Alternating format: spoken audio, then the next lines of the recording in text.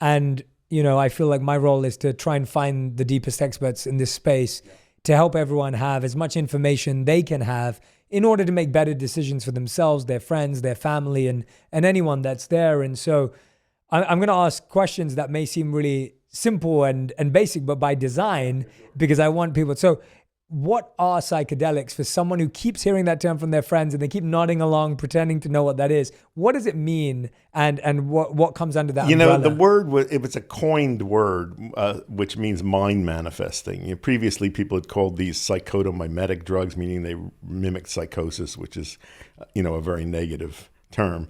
Psychedelics are a large group of compounds, many of which are found in plants. There's one we know from an animal source. Many are synthetic or semi-synthetic drugs. They fall into two chemical families with very distinctive molecular structures. Ketamine is not a psychedelic, even though many people call it that. Cannabis is not a psychedelic. Doesn't have any chemical resemblance to that.